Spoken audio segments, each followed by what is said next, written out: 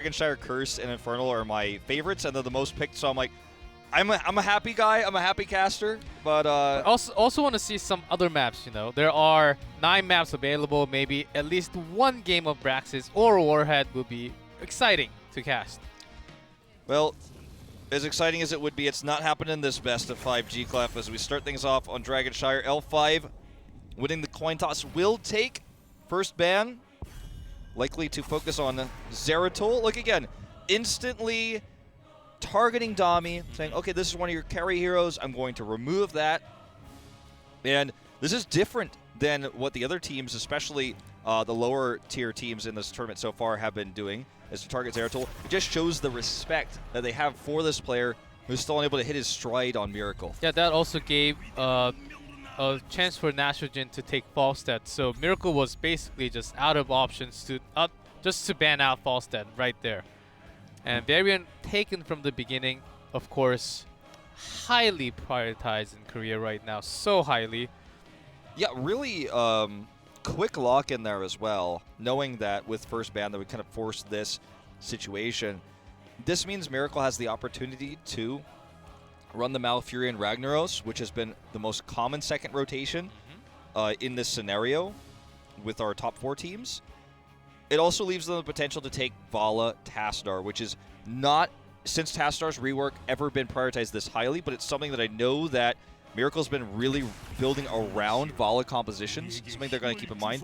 But they prioritize globals with the Malfurion here into the Dahaka. This already looks different coming out from Miracle. And then during the break, I was talking to Wolf that if they bring out Vala comes 3 more times or 2 more times or even once from the beginning, and they already know that it's not going to work against L5, especially because they were already defeated against Tempest for using those team comps, and L5 already knows the answer. I don't think Vala is not really high up there in terms of in terms of the tier list in the heroes. Yeah, I mean, basically what G-Club's trying to say is if they pick Vala early one more time, he's done with them. He's going to walk out.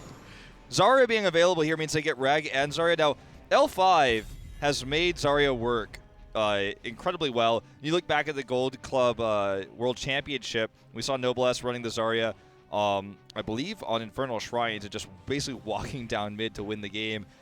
If used correctly, she's incredibly powerful in the early game for her ability to do damage to structures, build up her shields. She does a lot of damage in general. And this is kind of a nice lineup for L5 where they kind of have 2 tanks and they've got this melee that could do quite a bit of peel. Range damage is removed here, but L5 has still so much to choose from right now. MVP Miracle. And banning out ETC, I think L5 wins hard on that frontline damage, of course. And Miracle will be forced to choose. As they actually banned out Tychus, they're actually going towards the Vala. Again. Here we go. Double support Vala. And L5 is just going to look for some blow up. I think this is going to be a Li Ming game for Nacho Gen. I think this is the...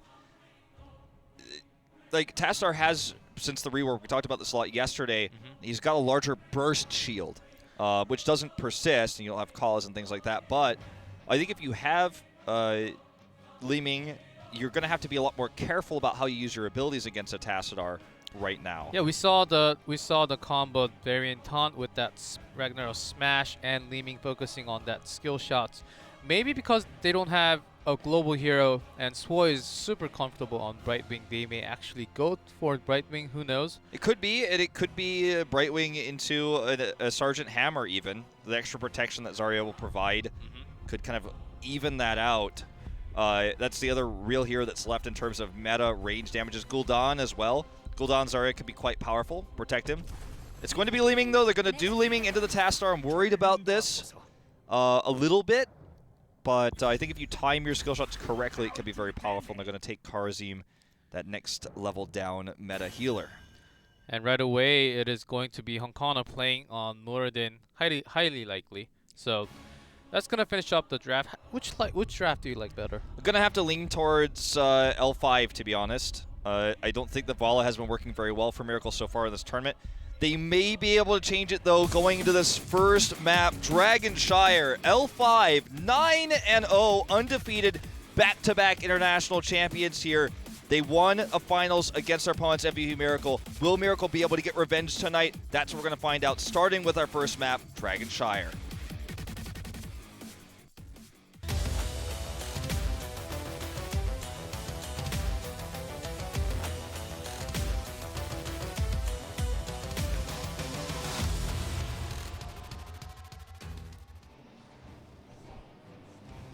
L5, back-to-back world champions. SC on Liming, Nachogen on Zarya, Jungha on Ragnaros, Noblesse on Varian, and Swoi on Karazim. 전투 시작까지 10초 남았다. And in red, MVP Miracle Honkono and Dehaka Dami on Muradin, Sniper on Tassadar, Crazy Moving on Vala, and Darvish on Furion. Dami on Muradin, and Honkono on Dehaka. That's a switch.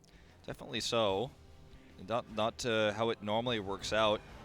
Perhaps Dami wants to explore other role options right now as he's kind of, I think, in terms of practice and his history, and probably why he was picked up is for his mastery of the melee assassin, but not so much. Like, Dehaka is just simply not the melee assassin, so maybe he's trying to switch off into that off tank to maybe even go back into playing like Tyrael and things like that. We'll see. It's too early to say, but definitely a position swap here of some kind. Now, Swoi has only played Karazim one time in this tournament. He's played him in the past as well. Honkono's actually nearly gets ganked here. But it's not the hero he normally prioritizes. Currently 6 Malphs, 2 Rhaegars. So L5 has actually been usually putting Malfurion up higher, even above Varian. So this is going to be a different Swoi that we see here. So he's already won 1 game with Karazim, but it's his only game this season. So he's not on a comfort support here, and I'm curious to see how it's going to pan out. He's going to build, it looks to be, for the Radiant Dash and the Iron Fist as everybody else is building in Korea, but let's wait and see. And also the reason why we were talking about Crazy Moving's Vala and MVP Miracle choosing Vala, we chose Vala 8 out of 14 games, and their win rate not so good. 3 wins, 5 losses, 37.5 win rate. So that's not too high, and as we saw why it was not working also. Even having that Tassadar, just Vala did not have the burst damage, which couldn't really focus on one target, and which made it Crazy Moving very high, very hard to fight against, especially when he gets taunted by that Variant. Exactly, that's the key. When you have this solo damage that has only a slight escape in the vault, you're playing with fire when you have such an aggressive tank player like Honkono, because if Honkono loses too much health and has to go back, then Vala either will die and get picked, or will just not be unable to do damage. And neither of those situations are good for MVP Miracle. So Honkono playing a more conservative tank here in the Dehaka. He's not going to be always at the front lines. He's been looking for some drags, no doubt, but there's going to be a trade here on structures. It looks like a win for L5 for the time being, and they are going to rotate down. Nachogen coming over. Dami with a great Stormbolt there to deny Nachogen from getting in there and doing the damage he was looking for. Noblesse is in the bush, and so is Swoi. Dami better not get out here. He's going to be in a risky situation. And on top, Honkono still taking that EXP, and when it comes to global 10 here comes SCS. He is caught for the moment, but escapes with that teleport. Liming is very squishy. If you get caught with just 1 CC, enough damage would actually take her out. So has to be careful. Definitely, especially before he gets his teleport upgrades later on. Looking for that level 7 Calamity currently. Noblesse gets caught here, but Nachogen's just going to turn that into energy, and Dami is going to take an unfavorable trade. Actually, at the end of the whole thing, this could be a pick. They're trying to get hit onto Noblesse. That's the Stormbolt they were looking for. And they will get that kill there. So 1 kill for Miracle here, as Jungha going to continue to push this top lane. It required the Honkono rotate down. So he misses I think he was going to lose like 4 or 5 minions from this wave on the tower. A small amount of EXP, but still Tassadar could soak in the mid, and they're trying to do some more damage, but Swoi's Karazim is also pretty good. But he doesn't, even though he doesn't really favor playing Karazim, but he's also really good, along with Meriday and Hyde.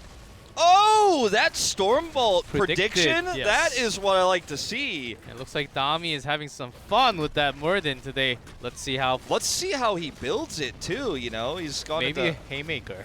He's already going into the queue actually for some stacks. We're looking for damage, and we may see Haymaker, but more likely I think we're going to give him the axe later on. So I'm excited for that potential there. Noble S is a bit caught here. He has no way of getting out, so he may go down here. Swoi comes in for the heal, does walk past Honkono. Sniper while taking a lot of damage, so Miracle backs off in order to try to give him that peel and protect. This is going to be a big win for L5 because they all escaped and they have these Siege Giants pushing. They may actually try to invade Siege Giants. We see the rotation down actually from Ragnaros. Looks like they were thinking about invading, but instead they're just going to push with the Giants and channel. Dami going to try to squat this, take it away, but it's too late. It's actually squatted, in fact, by Swoi instead. Gets the double dash away, and SC should get out as well. So Dragon Knight already pushing mid. Yeah, with that, everyone alive. L5 took the lead, and Jungha already taking down this first wall. And also, Dami went for the Q talent instead of everything else from the first one. Yeah, he's building up those stacks. Yeah, that's why he's been building up the stacks and using it every single time, trying to get those stacks. There's one more. And he's been landing it pretty well too. He gets the follow-up root onto Nachogen as well. Nachogen is just going to turn this again into energy, which does so much damage. Crazy moving gets blown up there, mostly in part by SC. Gets a reset and drops some more missiles down on there. But currently, the most important thing is that the Dragon Knight is uncontested. You can see Honkono is just trying to like discourage the Dragon Knight at this point, as it does finally expire. Getting 3 walls down here, and they have Heroics. Miracle's just going to have to sit back and turtle. They have Moonburn, so Darvish going to be able to help clear this wave a little bit faster than he would have otherwise. But still, very aggressive position here for L5, who will likely rotate up to steal this cap, as they're in perfect position to do so. Noblesse already starting that. Yeah, as they're 10, and MVP Miracle still needs a little more time to hit that level 10 to get their heroics. L5 is feels like they always make the right push, having the right people at the right place. It's L5. It's almost like they've had this roster together all year long, and like they just kind of like trying to stick together. It's like they got some good skills, got some good synergy. They're not going to try to hunt another better player. But Jungha is caught for the moment, but not enough damage with Dami and Honkono. But it was worth it. Took out some HP. They hit 10, but that's not going to be enough. And it is not Haymaker, sadly. It is not Muradin on Honkono. It is Dami, so... Yeah, I didn't think we were going to see that, but let's wait and see what he builds into later, because I mean, there's definitely some potential to get a little bit more aggressive. Yes. Got to stay on there a little bit longer. The bot push with a stolen cap with no fort to buffer for it is actually starting to get some real value, which is going to allow L5 to take this camp first, and actually they're going to double camp right now. They also got the neutral camp in the bottom, so they've just totally controlled the macro of this game. And he has 1 kill on each side, but you could just really see in terms of like how the rotations have been played and how much value L5 has gotten without even having a global, just how smart this team is in terms of taking a small advantage and pushing it into a larger one. It's beautiful to watch. Yeah, it fits. Well, L5 is close to 13. It's a little bit too scary to engage right now, as this is actually a pretty good time to get a pick off to have a team fight. But L5, of course, knowing that they're not going to fight too often before hitting that 13, and they'll start to really go in aggressive after they just hit 13 right now. The shrines are available. Jungha gets the solo kill onto Honkono there. I'm not entirely sure how that happened, but the camp is pushing while he's dead. This is going to be a free Dragon Knight. It looks like Nachogen going to hold the position here. See if he channels it, or excuse me, SC. Going to channel that there, going to take it. No problem there, as they just had Honkono, who's the one with global. He can join the fight later on, luckily, but having him dead for this entire time is going to cost him a lot. Oh, Crazy boy. Movie actually trying to... He tried. I think that was the best try they could have done. The thing is, he tried, which is a problem, because he should not have been in position to actually be killed there. Should have actually just been sitting behind that, trying to get what EXP he could, and not... You should have been a pacifist, no conflict, just soaking. And now without Vala, they have no damage, and this Dragon Knight is going to probably have the maximum benefit for L5. Like even Swoy is left to like do extra Iron Fist damage to the wall with no range. This is what we were talking about. If Vala's dead, you got a problem. And if you're going to solo Vala, she can't be dying. And she's been dying a little bit. You know what I'm saying? Like this, the first 2 weeks of HGC Korea, we've been seeing a little bit of we've seen only a little bit of crazy moving because he's zoned out or dead, and it makes the Vala pick doesn't seem worth it when this continuously happens. Even talent tier here for Miracle, just barely, but obviously unable to contest. And now L5 is just going to push with these Giants to try to get the keep wall. Honkono is just at the top, trying to soak, trying to find something. Yeah, for the time, it looked like Miracle actually wanted to fight, but they had that stall. They had the patience. Honkono was waiting for the right time to join the fight, and he actually didn't. Soaking up some top XP, but they are losing so much in this bot lane. And Nachojin keeps on poking some damage. Okay, L5 knocking down this wall, heading towards this keep. Siege Giant's relatively unhurt. Will eventually be taken out here. Dami does pop Avatar here, which is a good trade for L5. They have 16. They have this talent lead. With the heals being put off here from Swoy. Big combo going down to Dami. And that is the end of the big front line here. Yep, Cleanse was used a few seconds ago, and Honkono way too late to join the fight. There's no way of a talent down or 5v4. This may actually be a keep gone if they actually want to engage on this. Nice grab on, but very nice cleanse from Swoy. Silence, but no damage because Vol is dead, so it doesn't matter. And Swoy is just going to roll with the heals here. He actually probably could have gone Echo of Heaven and just go for the big push to end the game with how this is going.